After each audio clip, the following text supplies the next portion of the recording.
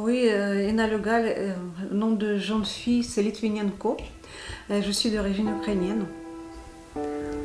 Et je viens de la partie occupée déjà par les Russes depuis 2014. Alors, est-ce que vous pouvez nous dire comment vous vivez l'actualité aujourd'hui en Ukraine?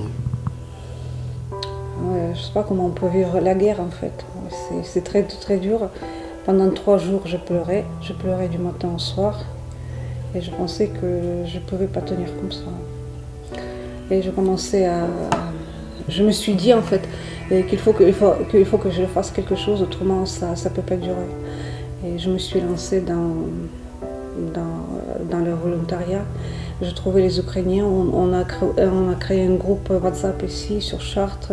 On a trouvé l'association de l'Union des Ukrainiens de France.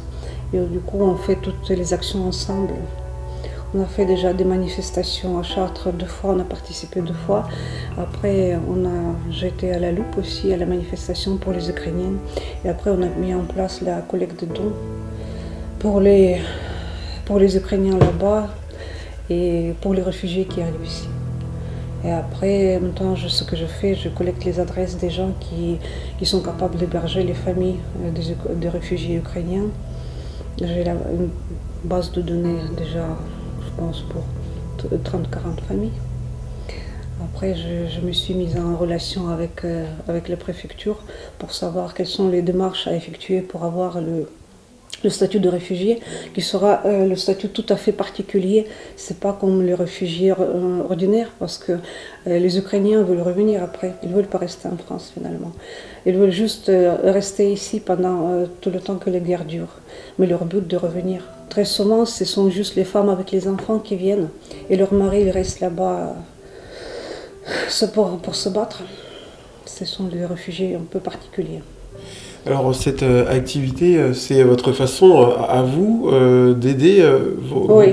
vos compatriotes? Oui, bien sûr, c'est ma façon. Il faut aider comme on peut à tous les fronts en fait. C'est la guerre.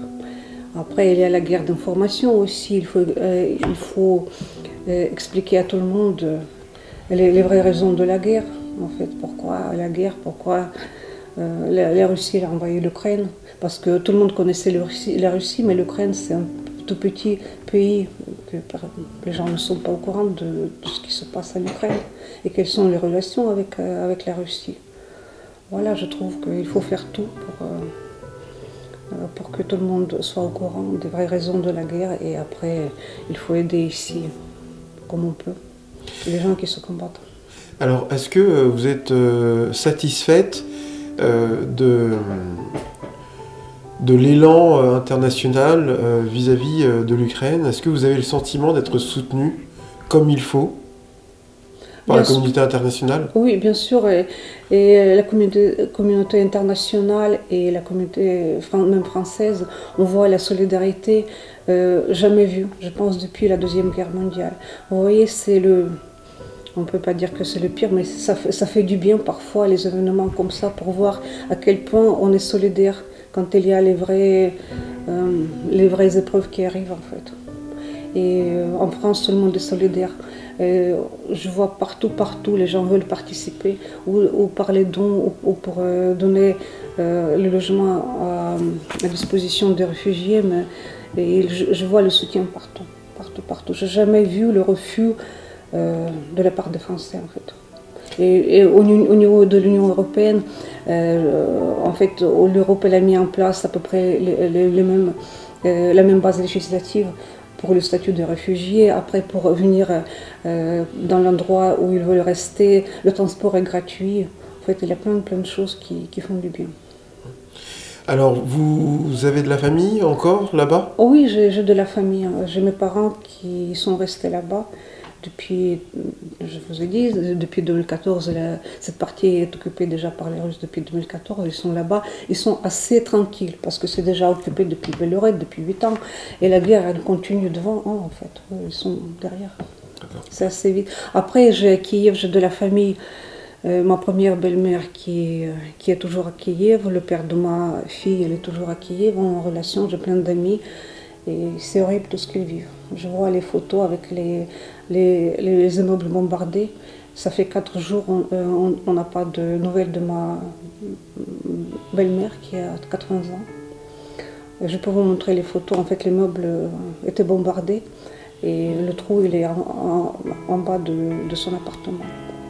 Mais on n'a pas trouvé il y a la liste, les volontaires, ils donnent les listes des gens décédés, et il n'est pas dans la liste des décédés, du coup, on a l'espoir qu'il est toujours vivant. Selon vous, quelle va être la fin de tout ça? Est-ce que vous pensez que le président russe, Vladimir Poutine, va réussir à arriver à ses fins, ou vous espérez encore quand même un soutien assez massif de l'Europe pour sauver le président ukrainien et l'Ukraine? Je pense que la force, on dit toujours que c'est la vérité qui gagne en fait. C'est Poutine qui est venu sur la terre des Ukrainiens. Et normalement on peut gagner. Personne n'attendait de l'Ukraine les efforts comme ça. Ça fait presque 12 jours que ça dure. Et Poutine, il pensait avoir un blitzkrieg, c'est-à-dire envahir l'Ukraine en 3 jours. Les soldats qui sont arrivés là-bas, ils n'ont pas de nourriture, il n'y a pas d'approvisionnement. En fait, toute la logistique était faite pour envahir l'Ukraine en 3 jours. Maintenant, il doit refaire, en fait, toute la tactique, il doit être refaite. Mais les Ukrainiens se battent avec beaucoup de courage. Et vous n'imaginez même pas la solidarité des Ukrainiens. Tout le monde prend des armes. Tout le monde qui est capable d'avoir des armes. L'armée ukrainienne, par exemple, elle a augmenté de 200 000 personnes en 2 jours. Alors, quel message vous avez adressé à ces personnes déplacées? Un Ukrainien? Oui.